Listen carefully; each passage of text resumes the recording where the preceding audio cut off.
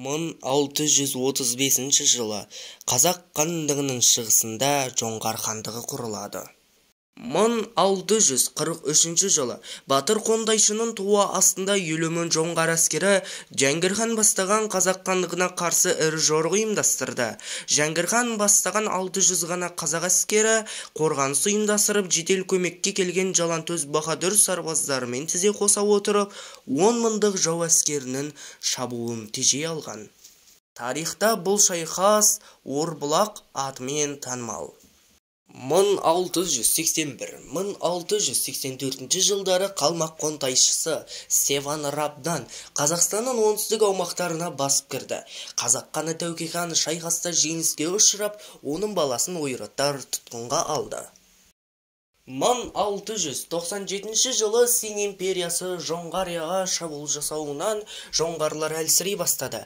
Осыны пайдаланған Тәуке хан 1698 жылы ойраттарға күйрете соққы берді.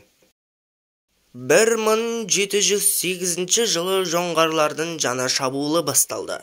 Бұл шапқыншылық Қазақ хандығының оңтүстік аудандарына айтарлықтай нұқсан келтірді. 1710-1711 жылдары жоңғар шапқыншылығы қазақтарға және оларға одақтас қарақалпақтарды Ташкентке қарай ығысуға мәжбүр етті. 1710 жылы 300-дің басын қосқан Қарақұм жиынында жауға қарсы күш біріктіріп, тойтарыс беру жөнінде шешім қабылданды.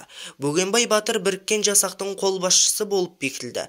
1711-12 жылдары 50 мыңдық адамдық Қазақ хандығының әскері жоңғар хандығына басып кірді. Бұл қыста болған жорықты ойраттар күтпеген еді. 1713 жылы ойраттардың 3000 адамы бар әскер күшінің қарсы шабуылы жеңіліске ұшырады. 1723 жылы Севан Рабданның 100 мың адамдық жасағын бастаған оның балалары Қалдан Серен мен Шоно қазақ ауылдарына басып кіріп ойран салды. Мұндай қанды жорықтар 1723-27 жылдар аралығында тағы да бірнеше рет қайталанды. Бұл тарихта Ақтабан шұбырынды алқакөл сылама деген атпен қалған ел басында күн туған ауыр кезең болды. Тек 1726 жылы Күлтөбенің басына Болат хан, Жолбарыс хан, Сәмеке және Әбілқайыр хан, онымен бірге Төле би, Қазбек би, Әйтеке би жиналып, жауға қарсы жаңа стратегиялық жоспар құрады. Осының басшылығында Бұланты Білеуті өзендері аралығында жазықтықтағы болған жоңғар басқыншыларына қарсы соғыста қазақ жасақтары жау әскеріне күйрете соққы берді. 65 мың қазақ қолы шамамен 40 мыңдық ойрат әскерлерін талқандап, ірі жеңіске қол жеткізді. Қазақ жасақтары құрамында қырғыздар, қарақалпақтар да ерлікпен шайқасты. 1728 жылдан бастап жоңғар басқыншылықтарына қарсы азаттық күресте түбірлі бетбұрыс жасаған Ит ішпес көлінің маңында ауыр шайқас басталды. Шайқас 40-45 күнге созылды. Бұл шайқаста Әбілқайыр хан, Жолбарыс және Төле би, орта жүзден Қанжығалы Бөгенбай, Шақшақ Жәнібек, Қабанбай, кіші жүзден Тама Есет, Шекті Тайлақ және де Наурызбай батыр қатысты.